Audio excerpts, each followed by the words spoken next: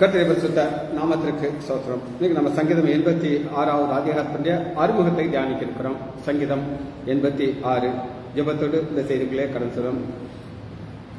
தோத்திரம் இயேசுநாதா,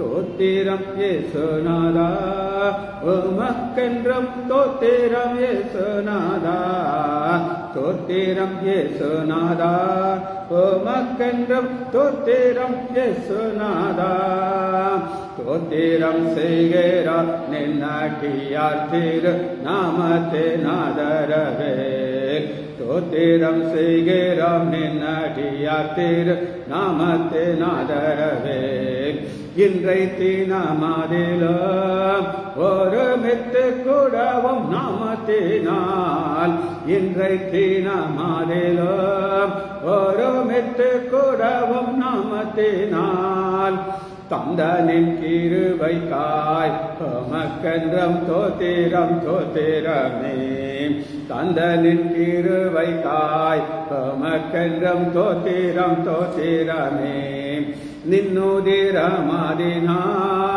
பிறந்த நின் ஜீவ புதுவலியாம், நின்னுதிரமதினால் பிறந்த நின் ஜீவ புதுவலியாம், நின்னடியார்க்கு பிதாவின் சன்னதி செரவுமே சன்னதம், நின்னடியார்க்கு பிதாவின் சன்னதி செரவுமே சன்னதம், இத்தனை மகத்தாமல்ல பதவியை புலு காலம் எங்களுக்கு, இத்தனை மகத்தாமல்ல பதவியை புலு காலம் எங்களுக்கு, எத்தனை தயவு நின் கிருபை எத்தனை ஆச்சரியம், எத்தனை தயவு நின் கிருபை எத்தனை ஆச்சரியம், வானர் தூத சேனைகள் மனோகர கீதங்களால் எப்போதும், வானர் தூத சேனைகள் மனோகர கீதங்களால் எப்போதும், வாய்வின்றி பாடி துதிக்க பெரும் மன்னவனே உமக்கு, ஓய்வின்றி பாடி துதிக்க பெரும் மன்னவனே உமக்கு, நீரல்லால் எங்களுக்கு பரலோகில் யாருண்டு ஜீவநாதா, நீரல்லால் எங்களுக்கு பரலோகில் யாருண்டு ஜீவநாதா, நீரே ஆண்டி ஈகத்தில் வேறொரு கற்றமில்லை பரனே, நீரே ஆண்டி ஈகத்தில் வேறொரு கற்றமில்லை பரனே. இயேசுவின் நாமத்தினாலே ஜெபங்களுக்கு பிதாவே, ஆமென். கர்த்தருடைய பரிசுத்த நாமத்திற்கு ஸ்தோத்திரம். சங்கீதம் 86வது அதிகாரத்தை நம்ம தியானிக்க இருக்கோம். இதனுடைய கீ வார்த்தை எப்பொழுதுமே ஒரு அதிகாரத்தை வாசிப்போம். அதில் கீ வார்த்தை கீ நான் அதை வைத்து தான் நம்ம உள்ள போகிறோம். கீ வார்த்தை ஜெபம். 6வது சங்கீதம் கர்த்தாவே, இதுதான் ஜெபம். இப்போ நம்ம முன்னாடி பார்த்தது 85வது அதிகாரம் டோட்டலாக டிஃப்ரெண்ட் கான்செப்டில் பார்த்தோம். சரியா? இப்போ பார்ப்போம் கீ வார்த்தை நாம் புரிஞ்சுக்கணும். கீ வார்த்தை பார்க்கணும். ரெண்டாவது, இந்த ஜெபம் எங்கே இருந்து வருதுன்னு பார்க்கணும். ஜெபமா எல்லாரும் ஒரே மாதிரி ஜெபம் பண்ண மாட்டாங்க. ஒரு ஊழியக்காரர் ஜெபம் பண்ண வர ஆரம்பிச்சுப்பாங்க. ஒரு எதுக்காக ஜெபம் பண்ண வர தெரியுமா? காணிக்கை வாங்கணுங்கிறதுக்காண்டி அவங்க எதுகை மோனைகள்லாம் போட்டு, அதாவது அவங்க ஜெபம் பண்ணுறவங்க கேட்கும்போது 1000 ரூபா கொடுக்கணும், 5000 கொடுக்குறாங்க. இப்போ அதான் அவங்களுடைய நோக்கம். ஆனால் இந்த ஜெபம் எங்கே இருந்து ஃபர்ஸ்ட் வருது நான் காட்டுறேன். 2வது வருஷம் ஆத்துமா. இது எங்கிருந்து வருது? ஆத்மா. நான் சொன்ன ஊழியக்காரோட ஜெபம் எங்க வரும்? உதட்டு வரும். ஒரு பாஸ்டர் ஒரு அருமையான ஒரு உதாரணத்தை சொன்னார். ஒரு வீடு சந்திக்கிறதுன்னு வருவாங்க பார்த்தீங்களா? பாஸ்டர் வரும், கூட கொஞ்சம் கேங்கோட வருவாங்க. வந்து அவங்க எங்கள் வீட்டுக்கெலாம் வந்தாங்கன்னா அவங்க இருதயத்தில் இந்த டாக்டர் எப்படியும் ஒரு 5000 ரூபாய் நமக்கு என்ன செய்வார் கொடுப்பாருங்க. உங்கள் வீட்டுக்கு வந்தால் நீங்கள் 50 ரூபா கொடுப்பீங்களா, 100 ரூபா கொடுப்பீங்க, 5000 ரூபாய் கொடுப்பீங்க. அப்போ அந்த நோக்கத்தோடு தான் செய்வாங்க வருவாங்க. ஆனால் எங்களை மாதிரி ஊழியக்காரர் நாங்கள் யார் தெரியுமா? ஜெபம் பண்ணோம், பணத்துக்காண்டி கிடையாது. ஆண்டவர் அதான் ஆசீர்வாதம் பார்ப்பாரு. ஸோ இந்த ஜெபம் எங்கிறது வருதுன்னா ஆத்மாவில் வருது. 4வது வருஷம் ஆத்மா என்னது? ஆத்மா. புரியுதா? அதே மாதிரி இன்னொரு ஆத்மா வரும் பாருங்க, அதே தான் உமது அடியானுடைய ஆத்துமாவை மகிழ்ச்சியாக்கும். ஆண்டவரே உம்மிடத்தில் என் ஆத்துமாவை ஆத்மா 2 தடவை வரும். ஸோ இந்த ஜெபம் எங்க இருந்து வருது? ஆத்மா. சரி, 13வது வருஷம். நீர் எனக்கு பாராட்டின உமது கிருபை பெரியது, என் ஆத்துமாவை தாழ்ந்த பாதாளத்துக்கு அவனா மரணத்துக்கு போகாதபடி ஆண்டவர் செஞ்சாரு, பாதுகாத்தார். சங்கீதம் 86வது அதிகாரம் கீ வார்த்தை ஜெபம். ஆனா அந்த ஜெபம் எங்க இருந்து வருது? ஆத்மால. 2வது ஆத்மால முழுசா ஒண்ணு இருக்கு, வாசிக்குமா? 12வது 12வது என் தேவனாகிய ஆண்டவரே உம்மை என் முழு இருதயத்தோடு. முழு இருதயம் என்ன தெரியுமா? ஆண்டவருக்கு என்ன எதிர்பார்ப்பார்னா முழு இருதயத்தை. அப்படின்னா என்ன பண்ணுங்க, இன்னைக்கு காலையில் நாங்கள் ஆலயத்துக்கு போயிடுச்சு, எங்கள் பாஸ்டர் செய்தி சொன்னார், எழுதிட்டு வந்தாச்சு. இதை நான் ஏற்கனவே எழுதி முடிச்சுட்டேன். நாளைக்கு திங்கக்கிழமை எனக்கு 2 செய்தி தெரியுமா? உங்களுக்கு தெரியாது. காலையில் ஏசாயால பற்றி ஒரு வசனம் இருக்கு, சாயங்காலம் எங்கள் வீட்டில் போய் அடுத்த செய்தி. இது எல்லாமே நான் ரெடி பண்ணிக்கிட்டே இருக்கிறதுக்கு என்ன வேணும்? முழு இருதயம். சரி, அப்போ இது எங்கேருந்து வருது? முழு இருதயத்திலிருந்து வருது. சரி, இன்னைக்கு நான் உங்களுக்கு ஒரு சில கிரேக்க வார்த்தைகளை சொல்லி இதை ஆரம்பிக்கிறேன். இந்த பைபிள் எழுதப்பட்டது புதிய ஏற்பாடு, பழைய ஏற்பாடு. பழைய ஏற்பாடு இப்ரேய மொழியில் ஹீப்ரு, புதிய ஏற்பாடு எழுதப்பட்டது கிரேக்க மொழி. சரியா? 2 நீங்கள் புரிஞ்சுக்கணும். இப்போ ஃபர்ஸ்ட் நான் உங்களுக்கு ஒரு வசனம் ஒரு கிரேக்க வார்த்தை சொல்றேன், ஞாபகம் வச்சுக்கோங்க. EUCHOMAI, இக்னோமே. இக்னோமேனா டு ப்ரே. இந்த ப்ரே எப்படி இருக்கும் அப்படின்னு கேட்டீங்கன்னா 2 கொரிந்தியர் 13:7. 2 கொரிந்தியர் 13வது அதிகாரம் 7வது பக்கம் 257 வாசிக்கலாம். மேலும் நீங்கள் ஒரு பொல்லாங்கும் செய்யாதிருக்கும்படியாக தேவனை நோக்கி விண்ணப்பம் பண்ணுகிறேன்.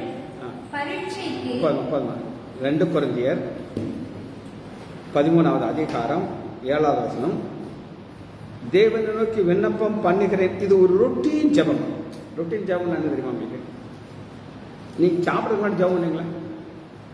ஜெபம் பண்ணுங்க. சரியா?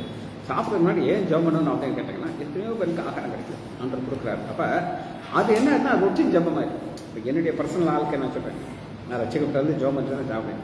சொல்ல நல்லா பசிக்கும், சாப்பாடு வச்சுருக்கோம், நான் ஜெபம் பண்ணினேன்னா அது மறந்துடும்.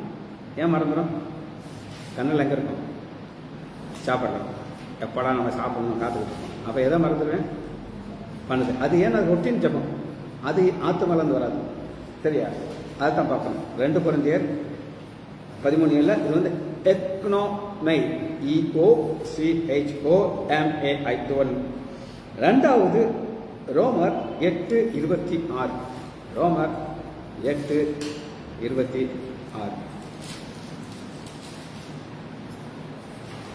வாசிங்க. இல்லை, நம்ம தான் அந்த கிரேக்க வார்த்தையை சொல்லிடுறேன். இது என்ன அப்படின்னீங்கன்னா ப்ரோசியூடோ, PROSEU, ப்ரோசியூ, PROSEUCHAMAI.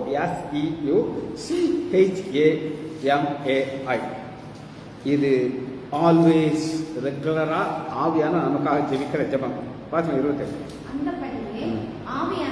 26 அப்படியே நமக்கு உதவி செய்கிறார்.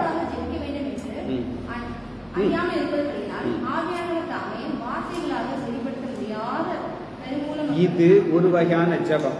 இது அவர் ஜெபிக்கிற ஜெபம். இது என்ன நான் உங்களுக்கு சொல்றேன். இப்ப நமக்கு ஜெபம் பண்றதுக்கு காரணம் தெரியாது. என்னன்னு நான் உங்களுக்கு சொல்றேன். என் மக அவ +2 படிக்கிறா. என் தம்பி அமெரிக்காவுக்கு வந்துட்டு கூட கூட்டிட்டு போறான். உன் வயசு இருக்கும். அப்ப சின்ன பொண்ணு அங்க இங்க பகல்னா அங்க நைட் வந்த உடனே எனக்கு ஒரு வீடியோ காட்டுறா. அது ஒரு ஸ்பீட் போட், ஒரு பெரிய லேக், அதாவது ஒரு ஒரு இதுதான் நம்ம ஊர் சைஸ் இருக்கும். அதில் ஸ்பீட் போட்டை ட்ரன்னு ஓட்டிட்டு போகிறான். யார்? என் மகன். அதுக்கு ஸ்விம்மிங் தெரியாது, ஒன்றும் தெரியாது. ஒரு ஓவர் கோட்டை போட்டிருக்கா. அதில் அந்த சாவி இருக்கு. எதில் இவ ஒருவேளை விழுந்தானா அந்த இன்ஜின் ஆஃப் ஆகிடும். என்னது? இஞ்சி நாற்பது இது எங்கே கிடப்பா? பண்ணிக்கணும். எனக்கு நினைச்சேன் என் மக உயிரோட வந்ததுக்கு காரணம் என்ன அப்படின்னு கேட்டிங்கன்னா, இங்கே நான் உட்காந்து ஜெபிக்கிறேன். எனக்கு தெரியாது இதுக்காக நான் ஜெபம் பண்ணுறேன்னு தெரியாது. அவன் அந்த மாதிரி ஸ்பீட் போட்டுறாங்க தெரியுமா? ஆனாலும் இந்த ஜெபம் ஆண்டவர்கிட்ட போடும். இது ரெண்டாவது டைப் ஜெபம். மூணாவது ஆஸ்க், நம்ம கேட்குறோம். EROTAO, எரோட்டா, EROTAO. இது லூக்கா 16வது அதிகாரம் 27, 16, 27.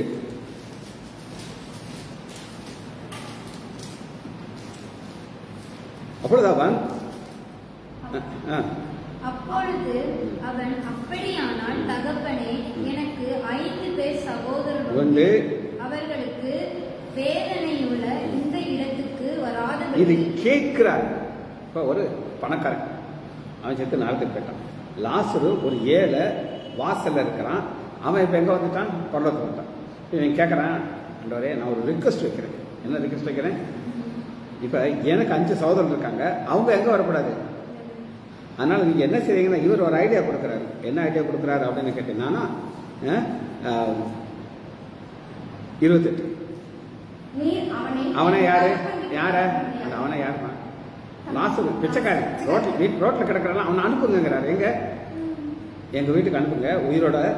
அவன் சொன்ன உடனே என் சகோதரர் அனுப்பிச்சுவாங்க, மனம் திரும்புவாங்க. அதுக்கு ஆண்டவர் சொல்கிறாங்க, இவன் போன அனுப்பிச்சுவாங்க. இவன் சொல்கிறான், அடிச்சு துரத்துவாங்க. லூசாடா, எங்கள் அண்ணன் நரகத்தில் இருக்காங்கிற, இதான நரகத்தில் கழுத்தில் அங்கேயே கொண்டு வைப்பாங்க. புரியுதா? இது ஆஸ்க். இது ஆண்டவர் ஒத்துக்கிட மாட்டோம். சரி, இப்போ முதல் குறிப்பு நம்ம பார்க்க போகிறோம். எடுத்துக்கோ, சங்கீதம் 86. இவருடைய சூழ்நிலை என்ன அப்படின்னு பார்க்கணும். இந்த சூழ்நிலைங்கிறது ரொம்ப முக்கியமானது. இப்போ எனக்கு ஏதாவது இப்போ பிரச்சனை இருக்கா? நடத்துறாரு, வீட்டுக்கு போக வேண்டியது, ஆஸ்பத்திரிக்கு வர வேண்டியது, சம்பளம் கொடுக்குறாங்க. சம்பளம் எனக்கு எவ்வளோ தெரியுமா? நிறையா கொடுக்குறாங்க. நீங்களாம் யோசிச்சு பார்க்க முடியாது. அந்த அளவுக்கு யார் கொடுக்குறா? வேலை பார்க்குறேன் இல்லையா? வேலை பார்க்குறேன், நான் சப்பாத்தி கொடுக்குறேன், சம்பளம் வாங்கிக்கிறேன். அதெல்லாம் ஆண்டோட இருக்கிறதுனால பிரச்சனை இல்லை. அந்த சூழ்நிலை கிடையாது. இவர் இருக்கிற சூழ்நிலை ஏன் இப்படி ஆத்துமாலேருந்து ஜெபிக்கிறார் அப்படின்னு கேட்டிங்கன்னா, நம்பர் 1, 14வது வருஷம் பாப்பா வாசி. வாசிக்கா. அகங்காரிகள், அகங்காரிகள்ங்கிற ஒரு கூட்டம் தாவீது பிராக்கெட்ல வரைக்கும் தாவீது ஜெபிக்கிறார். அகங்காரிகள் யாருமா? அதாவது இவனை ஒழிச்சே தீரணும். இந்த அகங்காரிகள் என்ன நாளும் செய்வாங்க, தாவீது அழியணும். வாசி. அடுத்து, கொடுமைக்காரராகிய கூட்டத்தார் என் பிராணனை வாங்க தேடுகிறார்கள். ஏமா, இப்படிப்பட்ட ஒரு சூழ்நிலையில தான் ஆத்மால ஜெபம் ஹிருதயத்தில் வரும். நான் சொன்னேன்ல, எனக்கு தெரிஞ்சு ஒரு மேடம், சரியா, அது இப்போ செத்து போச்சு. அது ஒரு காலேஜில் ஒரு ஸ்கூலில் ஹெட் மிஸ்டர். அந்த நேரத்தில் அந்த ஸ்கூலில் இது ரொம்ப ஸ்ட்ரிக்டாக இருக்கும். பசங்க மார்க் வாங்கணும், ரொம்ப பர்டிகுலராக இருக்கும். அந்த காலேஜ், அந்த ஸ்கூல் பசங்க வாத்தியாரெல்லாம் சேர்ந்து இந்த ஹெட் மிஸ்டர்ஸை வேலையை விட்டு தூக்கணும்னு முடிவு பண்ணிட்டாங்க. பக்கத்து ஸ்கூல் இதே மாதிரி பண்ணி வேலையை விட்டு தூக்கிட்டாங்க. அந்த மாதிரி ஆச்சு. இதுக்கு நல்லா தெரியும், வருடத்தில் வேலைக்கு போயிருப்பாரு.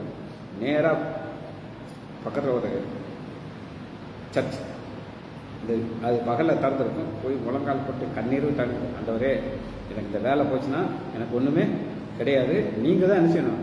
அந்த காலேஜ் தூக்கமாக என்னையை தூக்கி விட்டுறக்கூடாது. அந்த அந்த இன்சார்ஜ், அங்கே என்ன சொல்கிறாங்க, அந்த ஸ்கூலில் நிர்வாகி, கமிட்டி மெம்பர் எல்லாரும், அந்த பிரின்சிபல், மேனேஜிங் போர்டு தான் கரெக்ட். பசங்க வாத்தியார் யாரெல்லாம் வெளியில் நிற்கிறாங்களோ சொன்னாங்களாம், பசங்களே நீங்கள் வந்து எல்லாரும் டிசி வாங்கிக்கணும். என்னது டிசி வாங்கி வீட்டில் போய் எந்த ஸ்கூலாக போய் சேர்த்துக்கோங்க. வாத்தியார் நீங்கள் இப்போயே முன்னாடி ரெசிக்னேஷன் எழுதி கொடுங்க. எனக்கு வந்து இந்த ஸ்கூல் வந்து எனக்கு சாப்பாடு போடாது, நான் பெரிய கோடீஸ்வரர். நீ என்ன செய்ய, எவ்வளோ வேணுமோ நான் எல்லாத்துக்கும் டிசி கொடுத்துறேன், எல்லோரும் போயிருங்க. நீங்கள் வாத்தியார் நீங்கள் எங்கேயாவது வேலை பார்த்துக்கணும். இல்லை சார் நாங்கள் போயிடுவோம் சார் உள்ள வந்தாங்க. புரியுதா? அந்த அம்மா போய் ஜெபம் பண்ண உடனே இந்த ஜெபம் தான் இங்கே பார்க்குறோம். இது பிராணம் கிடையாது, வேலை போய். ஸோ இந்த மாதிரி எப்படி ஜெபிச்சிருக்கோம்? வாரத்தோடு ஜெபிச்சு. ஸோ தாவீதுக்கு இருக்கிற பிரச்சனை இங்கே எங்கே போகுது? உயிர் போக போகுது. சரியா? 17வது வசனம். கர்த்தாவே, ம். நீ எனக்கு ம். துணை செய்து என்னை தேற்றுகிறதை பகைஞர் கண்டு. இப்ப இவர் யார்? எல்லாரும் என்ன செஞ்சிட்டு இருக்காங்க? பார்த்துக்கிட்டே இருக்காங்க. எப்ப தாவீது சாகப்பா, நிறைய கூட்டம் வந்துருச்சு, இவங்க எல்லாம் நினைக்கிறாங்க, காத்துட்டாங்க. இதனால அவர் எங்க இருந்து ஜெபிக்கிறாரு? இருதயத்துல இருந்து ஜெபிக்கிறார். சரி, இப்போ பைபிள் வந்து ஒரு மாடல் ஜெபத்தை காட்டப்படும். மாடல் ஜெபம்னா இப்படி ஒரு அம்மா ஜெபம் இருந்துச்சு. 1 சாமுவேல் 1வது அதிகாரம் 10வது வசனம். 1 சாமுவேல் 1வது அதிகாரம் 10வது வசனம். அவள் போய் ம். மனம் கசந்து மிகவும் மிகவும் அழுது கர்த்தரை ஆ, நோக்கி இதுதான் மாடல். இன்னைக்கு நீங்கெல்லாம் கல்யாணம் ஆகாது பண்ணுங்க. அக்கா கல்யாணம் ஆன அக்கா, இவர் கல்யாணக்கு உடனே பிள்ளை எப்படி வேணுமா? உனக்கு என்னைக்காவது கவலைப்படுறிய பிள்ளை இல்லைன்னு. உனக்கு ஆம்பளை பிள்ளை இல்லைன்னு கவலை இருந்துச்சு, ஆனால் இன்னும் இருக்கு அவளுக்கு. ஆனால் எனக்கு ஒரே ஒரு பொம்பளை பிள்ளை, ரொம்ப சந்தோஷமா இருக்கு. வரக்கு முன்னாடி என் மகன் 1/2 மணி நேரம் கதை பேசுவா, ஜோக் அடிச்சு பேசி பேசி பேசி கடைசி அந்த நேரம் யாரும் பேசணும் விட மாட்டேன். புரியுதா? அப்போ எனக்கு ஆண்டவர் சந்தோஷத்தை கொடுத்தது ஒரு பிள்ளை மனம். பிள்ளைல என்னன்னா, அதனால தான் இங்கே நம்ம பார்க்குறோம். ஃபர்ஸ்ட் இந்த மாதிரி இப்போ தாவீதுக்கு வேற பிரச்சனை, அண்ணாளுக்கு வேற பிரச்சனை, ஆனால் ஜெபம் ஒரே மாதிரி பண்ணுறாங்க. மனம் கசந்து மிகவும் அழுது. அழுகிறது ஏமா நீங்களாம் ஊன்னு அழுதுவீங்க, அப்படித்தானே? உங்களுக்கு அழுது கஷ்டமா இல்லை சார்? டொருன்னு கண்ணி வந்துடும். ஆனால் எங்களுக்கெல்லாம் அழ முடியாது, டஃப்பாக பண்ணுவாங்க. புரியுதா? அந்த மாதிரி இருக்கிற ஒரு அம்மா எப்படி அழுகுது? மிகவும். அடுத்து கர்த்தரை நோக்கி விண்ணப்பம் பண்ணி. இதுக்கு என்ன ஒரு பேர் கொடுத்தா, நொறுங்குண்ட இருதயம். வாசிப்போம். சங்கீதம் 51:17. இதை ஒரு கை வச்சுக்கோங்க, அதை விட்டுறாத. 1 சாமுவேல கை விட்டுறாத. தேவன் கேட்கும் ம். பலிகள் நொறுங்குண்ட ஆவிதான். தேவனே நொறுங்குண்டதும் ம். நற்குண்டதும் மன இதயத்தை நீர் புறக்கணியும். புறக்கணி. சரி, இப்ப சங்கீதம் 86ல ஒரு அடையாளத்தை கேட்கிறாங்க. கடைசி வசனம் 86:17. கர்த்தாவே, நீர் எனக்கு செய்து ம். என்னை தேற்றுகிறதை என் நோய்கள் கண்டு வெட்கப்படும்படிக்கு நீ எனக்கு ஒரு அடையாளத்தை கொடும். என்னது? அண்ணாலும் ஒரு அடையாளம் கேட்கிறார். அண்ணால் என்ன அடையாளம் கேட்கிறா தெரியுமா? பிள்ளை. ஆண் பிள்ளை. ஆண்பிள்ளை. 1:11 வாசி. ஆண் பிள்ளை வாசி. 1:11 வாசி. 1:11 1 சாமுவேல். சாமுவேல் 1:11. சேனையின் கர்த்தாவே. லாஸ்ட் ஒரு ஆண் பிள்ளையை கொடுத்தரணும். தாவீது என்ன கேட்கிறாரு? அடையாளத்தை கேட்கிறாரு. இந்த அம்மா என்ன கேட்குது? ஏன் ஆண் பிள்ளை கேட்குது? ஏன்னா ஆலயத்தில் கொண்டு விடுறதுக்கு யார் தான் தெரியும்? ஆண் பிள்ளை தான். இப்போ கத்தோலிக்கில் பார்த்துருக்கேன். இந்த அக்கா கத்தோலிக்க சொல்றேன். அங்க ஆண்களும் என்னதான் போவாங்க? பெண்களும் எப்படி போவாங்க? நன் பார்த்துருக்கீங்களா? நன் பார்த்தது இல்லையா? அவங்க கல்யாணம் கட்ட மாட்டாங்க, அவங்கள கொடுத்துருவாங்க. இந்த அக்காவெல்லாம் கொடுத்தாங்க, இது ஓடி வந்துச்சு. நல்ல வேலை நீங்கள் வந்து அங்கேருந்து என்ன பண்ணிட்டு சொல்லு, என்ன பண்ணியிருப்பா? ஒன்று பண்ணி இருந்திருப்ப. ஐயா, இப்போ எவ்வளோ சந்தோஷமா இருக்கு. ஆமாம், சரியா? கேட்டுக்கோங்க. அப்போ ஒரு அடையாளங்கிறது ஒரு ஆண் பிள்ளை. ஏன் ஆண் பிள்ளைன்னு சொல்லி அவங்க கேட்குறாங்கன்னா, ஆண்டவரே நான் உங்களுக்கு என்ன செய்வேன்? திரும்ப கொடுத்துருவேன். திரும்ப கொடுக்குறது லேசாக கஷ்டமா? ரொம்ப கஷ்டம். அதுவும் பிள்ளை இல்லாமல் அழுது 20 வருஷம் இந்த அம்மாவுக்கு பிள்ளை இல்லை. எத்தனை வருஷம்? கடைசியில் ஒரு ஆண் பிள்ளையை கொடுங்க ஆண்டவரே, நான் செய்வேன். இதுதான் அடையாளம். சரியா? 11 வருஷத்துல அவனை ஒப்பு கொடுப்பேன். கொடுக்கறது வேற, ஒப்பு கொடுக்கறது. இப்போ உங்கள்கிட்ட இதை எடுத்து பாப்பா கொண்டு போட சொன்னேன். கொடுத்தேன்னா ஒப்பு கொடுத்தேன்னா? கொடுத்தேன், திரும்ப வாங்கிடுவேன். இது உனக்கு கிடையாது. புரியுதா? இப்போ நான் உனக்கு முட்டாய் கொடுத்தானா அது உனக்கு, நீ சாப்பிட்டுக்கலாம். ஆனால் இது கிட்டது நான் ஆண்டர் சொல்லி ஒப்பு கொடுப்பேன். என்னது? ஒப்பு கொடுப்பேன். ஏன் ஒப்பு கொடுக்குறேன் அப்படின்னு கேட்டிங்கன்னா, இது ஒரு அடையாளம். இப்போ இவளுக்கு ஒரு அடையாளம் இருந்துச்சு. அது என்ன அடையாளம் காட்டுறா? 2வது அதிகாரம் 5வது. மலடியா இருந்தவர். என்னது? இது என்ன அடையாளம்? மலடி. ஏமா இந்த மலடிங்கிற ஒரு வார்த்தை எவ்வளோ கஷ்டமா இருக்கு தெரியுமா? எனக்கு தெரிஞ்சு எங்கள் வீட்டில் ஒரு சொந்தக்கார காக்க பிள்ளை இல்லை. அவங்க வாத்தியார், அவங்க ஃபேமிலி ஃபுல்லாக இவங்களை பார்க்க வந்திருக்காங்க. வந்த உடனே கேள்வி, என்னம்மா இன்னும் நீ சும்மா தான் இருக்கியா, பிள்ளை இல்லையான்னு கேட்டாங்க. அது அங்கேயே அழ ஆரம்பிச்சு அழுது ரூமில் போய் கதவை போட்டுச்சு. எல்லாருக்கும் வருத்தப்பட்டாங்க. ஏன்னா இது வந்த உடனே இந்த பிள்ளையத்தை தேடி வந்திருக்காங்க. என்ன கேட்டாங்க? போய் அழுகிறாங்க. இதுதான் மலடி. இது வந்து சொல்லி புரிய வைக்க முடியாது, அனுபவிச்சா தான் தெரியும். புரியுதா? இவங்களுக்கு ஒரு அடையாளம் இருந்துச்சு. அந்த அடையாளத்து பேரு மலடி. சரியா? இந்த சாமுவேல் எங்க இருக்கணும் அப்படின்னு கேட்டீங்கன்னா 1வது அதிகாரம் 22வது வசனம். கர்த்தருடைய சன்னதியிலே எப்பொழுதும் காணப்படும். இருக்கா? நாங்கெல்லாம் போயிட்டு வந்துடுவோம். காலையில் நாளைக்கு போவோம். நீ போனியாமா? நீ போக மாட்டேன். கோயிலுக்கு போனியா காலையில்? நாங்கள் காலையில் 7 மணிக்கெல்லாம் போய் திருவருந்த எடுத்து நாங்கள் வந்தாச்சு. ஆனால் எப்பவும் இருக்க மாட்டோம். ஆனால் சாமுவேல் எங்கே இருப்பாரு? அங்கே. புரியுதா? ஆண்டவரே எனக்கு ஒரு ஆண் பிள்ளையை கொடுங்க, நான் அனுப்புவேன். உங்கள்கிட்ட கொடுத்து அவன் எங்கே தான் இருப்பான்? கோயில தான். அதான் எப்பொழுதும் உங்களுடைய சன்னதியில் காணப்படும். சரியா? 2வது, அப்படி சொன்னனால ஆண்டவர் ஒரு அடையாளத்தை கொடுக்குறாரு. அந்த அடையாளம் என்ன அப்படின்னு கேட்டீங்கன்னா 3வது அதிகாரம் 20வது வசனம். 3:20 சாமுவேல் கர்த்தருடைய தீர்க்கதரிசிங்கிற ஒரு அடையாளம். இது ரொம்ப ஒரு ஆச்சரியமான ஒரு அடையாளம். இப்ப முதலுடைய பிரச்சனை எப்படி வந்துச்சு அப்படின்னு நீங்க கேட்டீங்கன்னா 1வது அதிகாரம் 2வது வசனம் பாருங்க. அவனுக்கு 2 மனைவிகள் இருந்தார்கள். சரி. ஒருத்தி பேர் அன்னாள், மற்றொரு பேர் பெனினாள். பெனினாளுக்கு பிள்ளைகள் இருந்ததா? எத்தனை நம்பர் இல்லைம்மா, எத்தனை நம்பர்ல நான் என்ன எதிர்பார்க்கறேன்னா கரெக்டா 10க்கு மேல இருக்கும். எத்தனை இருக்கும்? ஏன் 10க்கு மேல இருக்குன்னு நான் சொல்றேன்னா 8வது வசனம் பாருங்க. 10 குமாரனை பார்க்கையும் நான் உனக்கு அதிகமாக. எத்தனை இருக்கும்? அப்ப அந்த 2வது மனைவியும் 10 பிள்ளை பிறந்திருக்கு. அப்புறம் அன்னாள் ஜெபிச்சதுக்கு அப்புறம் என்ன யாரு கிடைச்சா? சாமுவேல். சாமுவேலுக்கு என்ன என்ன என்ன கொடுத்து தீர்க்கதரிசி. இந்த 10 பிள்ளை பத்தி ஏதாவது இருக்க? அதாம்மா அடையாளம்னா இந்த 10 பிள்ளையுடைய நிலைமை என்னச்சுன்னு தெரியாது. ஆனா அண்ணால் ஆண்டவர் எப்படி மாட்டாரு? ஒரு தீர்க்கதரிசியுடைய அம்மா.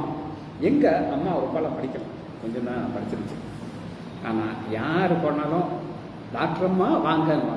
ஏன்னா டாக்டரம்மா எங்க அப்பா டாக்டர். அதனால எங்க அம்மா படிக்காட்டாலும் என்ன பேரு? எங்க அம்மா ஊசி கொடுத்துருவாங்க. ஒன்றும் தெரியாது. நல்லா சமையல் பண்ணுவாங்க, எங்களை நல்லா வளர்த்தாங்க. ஆனால் பைபிள் வாசிப்பாங்க, ஜோம் பண்ணுவாங்க. ஆனால் அவங்களுக்கு என்ன பேர் கிடைச்சிச்சு? என் ஒய்ஃபு டாக்டர்மா அவள் படிச்சிருக்காங்க. ஆனால் எங்கள் அம்மா படிக்காமலே என்ன ஆயிட்டாங்க? அது வந்தாங்க சாமுவேல் தீர்க்கதரிசினால அண்ணால் எப்படி கூப்பிட்டுருப்பாங்க? தீர்க்கதரிசியுடைய அம்மா அப்படின்னு சொல்லுவாங்க. இது ஒரு அடையாளம். சரி, இவருடைய இருதயம் எப்படி இருந்துச்சுன்னு அவங்க காட்டுறேன். 1 அதிகாரம் 1 சாமுவேல் 1வது அதிகாரம் 15வது வசனம். அதற்கு அன்னாள் பிரதியுத்தரமாக, அப்படியல்ல என் ஆண்டவனே, நான் மன கிளேசமுள்ள ஸ்திரீ. மன கிளேசம்ங்கிறது என்ன அப்படின்னு கேட்டீங்கன்னா, அதாவது அந்த உண்மை கிடைக்கிற வரை எல்லாமே எம்டிஆர். ஒண்ணு கிடைக்கிற வரை, எது ஒன்றும் கிடைக்கிற வரை பிள்ளை. பிள்ளை கிடைக்கலன்னா எனக்கு எதுவுமே எல்லாமே வேஸ்ட். இப்போ நான் உங்களுக்கு எஸ்தர் புஸ்தகத்தில் முருகதாயின்னு வர்றாரு. அப்போ அந்த ஆமாங்கிறவன் ஒரு பெரிய ஒரு பவர்ஃபுல் ஃபெல்லோ. இப்போ பைபிள் கார்டில் டைம் இல்லை. அவன் கோடி கணக்காக சுற்றுருக்கு. அவன் ராஜாட்ட போய் சொல்கிறான், ராஜா நீங்கள் இந்த ஒரு இதில் கையெழுத்து போட்டிங்கன்னா கஜானால நான் பணம் கொடுக்குறேங்க. யாருக்கு? ராஜா. இப்போ எவ்வளோ பணக்காரனாக இருப்பான். அவன் சொல்கிறான், மனைவிட்ட சொல்கிறான், முருகதாய்ங்கிற பைய யூதன், நான் வந்தால் எந்திரிச்சு நிற்க மாட்டேங்கிறான். அதனால் அவன் சாகிற வரை எனக்கு என்னெல்லாம் ப்ளஸ் இருக்கோ அது எதுவும் எனக்கு தெரியும். என்னெல்லாம் இருக்கு, அவன் சத்தா தான் எனக்கு என்ன தெரியும், சந்தோஷம். புரியுது உங்களுக்கு? எந்திரிச்சு நிற்கிறது என்னமா இருக்கு? ஒன்றும் இல்லை, அது ஒரு பெருமை. ஆனால் இங்கே அவன் கொலை செய்யறதுக்கு ஒரு வெறியா இருந்தான். ஆனால் எங்கே பார்க்குறான்? 1 சாமுவேல் 1வது மன கிளேசமுள்ள ஸ்திரீ. மன கிளேசத்தை என்ன செய்தா மன கிளேசம் போதும் சொல்லி பாருங்க. நான் என் இருதயத்தை ஊற்றி விட்டேன். ஊற்றுறதுனால தான் ஒரு பக்கெட் சாம்பார் ஊற்றியாச்சுன்னா என்ன இருக்கும்? ஒன்றுமே. அந்த மாதிரி இதெல்லாம் மன கிளேசத்தை எல்லாம் என்ன செஞ்சிச்சு? ஊற்றிச்சு. ஊற்றின உடனே அதுக்கு என்ன ஒரு சமாதானம் கிடைக்குது அப்படின்னு கேட்டீங்கன்னா 17 ஏடி. இப்ப மன கிளேசம் என்னதான் மாறிடுச்சு? சமாதானம். சமாதானங்கிறது நீங்க பார்க்கலாம். ஜெயபால் அப்படின்னு ஒரு ஆலன் பால் தெரியுமா? அவருடைய அப்பா. அவர் எப்ப வண்டியில போனோம் சிரிச்சுக்கிட்டே தான் ஹாப்பியா இருக்காரு. அந்த மாதிரி ஒருத்தர். சரியா? பாருங்க, அந்த நீ இஸ்ரவேல் தேவனிடத்திலே கேட்ட உன் விண்ணப்பத்தின்படி அவர் கட்டளை இடுவாராக. சரியா? அதனால 12 அப்புறம் அவள் துக்கமுமா இருப்பது. இப்போ மனக்கிளேசத்தை என்ன செஞ்சிட்டா? ஊத்திட்டான். ஊத்தின உடனே அவளுக்கு அங்கிருந்து ஒரு வாக்கு வருது. என்ன வாக்கு வருது? உனக்கு பிள்ளை கிடைக்கும் அப்படின்னு சொல்லி. அந்த பிள்ளைய அவள் என்ன செய்யறா அப்படின்னு கேட்டீங்கன்னா 26வது வருஷம். இப்போ 1 வருஷம் ஆச்சு, ஒரு ஆண் பிள்ளை பிறந்துருச்சு. அந்த ஆண் பிள்ளை பால் மறக்கிற வரை அந்த பிள்ளைய வளர்க்குறா. வளர்த்துட்டு நல்லா ஆனாவே இண்டிபெண்டாக இருக்க முடியும். உடனே இது யாருக்குற 2-2.5 வருஷம் இருக்குன்னு நினைக்கிறேன். 26. அப்பொழுது அவள், என் ஆண்டவனே, இங்கே உம்மண்டையில் நின்று விண்ணப்பம் பண்ணின ஸ்திரீ நான் தான். ஏமா எங்கிட்ட சில பேசணும்னு சொல்லுவாங்க, சார் நீங்கள் தான் சார் இப்படி ஒரு ஆப்ரேஷன் பண்ணீங்க, நான் தான் இருக்கேன் சார், நீங்கள் 10 வருஷம் 15 சொல்லுவாங்க. எனக்கு ஞாபகம் இருக்க மாட்டாரா? இருக்காது. அது மாதிரி இவர் எத்தனையோ பேருக்கு ஜெபம் பண்ணியிருப்பார். இப்போ குழந்தை பிறந்துருச்சு, என் கிளேசத்தெல்லாம் ஊற்றிட்டேன், நீங்கள் எனக்கு சமாதானத்துக்கு போக சொல்லி அது நான் தான் அப்படின்னு சொல்லிட்டு அடுத்து பாருமா, நான் தான் என்று என் ஆண்டவனாகிய உம்முடைய ஜீவனை கொண்டு சொல்கிறேன். ஏன் இப்படி சொல்றாரு அப்படின்னு கேட்டீங்கன்னா, இனி அடுத்து என் பிள்ளைய உங்கள்கிட்ட தான் விட போறேன், நீங்க தான் நினைச்சணும் பையனை பார்க்கணும். அந்த அம்மாக்கு எவ்வளோ அதை விடும்போது கஷ்டமா இருக்குமா சந்தோஷமா இருக்குமா? ஒரு பக்கம் கஷ்டம், ஆனா கஷ்டமா இருந்ததே இல்லை, அது ரொம்ப சந்தோஷமா கொண்டு இருக்கும். ஏன் சந்தோஷமா போச்சு? யார் பதில் சொல்ல போறா? அவளுடைய அடையாளம் மாறிடுச்சு. என்ன அடையாளம்? என்ன அடையாளம்? மலடி. மலடி போயிடுச்சா? இப்ப நான் என் பிள்ளை உயிரோடு நான் அந்த குடும்பத்தில் 27 இந்த பிள்ளைக்காக பண்ணினேன். அதனாலதான் நான் இப்போ உங்களுக்கு இந்த 86வது அதிகாரத்தில் இன்ட்ரோடக்ஷன்ல ஒரு சம்பவத்தை காமிச்சேன். ஜெபம். ஜெபத்திற்கு ஆண்டவர் பதில் கொடுத்துட்டாரு. 28 ஆகையால் கேட்கப்பட்டபடியினாலே அவ சொல்றா, ஆண்டவரே எனக்கு ஒரு ஆண் பிள்ளையை கொடுத்தீங்கன்னா நான் என்ன செய்வேன்? கொடுத்துருவேன். கொடுக்கறதுக்கு வந்துட்டேன். அடுத்து சகல நாளும் கர்த்தருக்கு ஒப்பு கொடுக்கிறேன் என்று கர்த்தர். கர்த்தருக்கு ஒப்பு கொடுக்கும் போது அவருக்கு எப்படி இருக்கும்? சந்தோஷமா இருக்கும். அதனாலதான் சங்கீதம் 86வது அதிகாரத்துல நம்ம பார்க்கிறோம் 17 துணை நின்று அண்ணாளுக்கு துணை நின்றாரா? அப்புறம் தேற்று என்னது? அப்ப அது வரை அந்த ஆள் சொல்றாரு, நீ குடிச்சிட்டு வந்திருக்கன்னு சொல்றாரு. இப்ப கிளேசம் உள்ள ஸ்ரீன்னு சொன்ன உடனே ஜெபம் பண்ண நீ சமாதானத்துக்கு போங்கிறாரு. தேற்றம் உள்ளதை வாசிக்கணும். கண்டு இப்ப கண்ட யாரு? அண்ணாளுடைய துரோகி சொல்லு, பெண்ணினாள். சக்லத்தி அவர் தானே. அவ ஊசியால குத்துன குத்திருக்கா. எப்படி குத்திருக்கா? இந்த குத்துனது மட்டும் காமிச்சிருக்க. முதலாவது அதிகாரம் 6வது.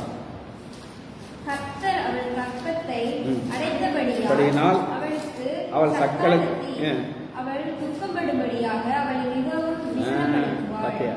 அதாம்மா.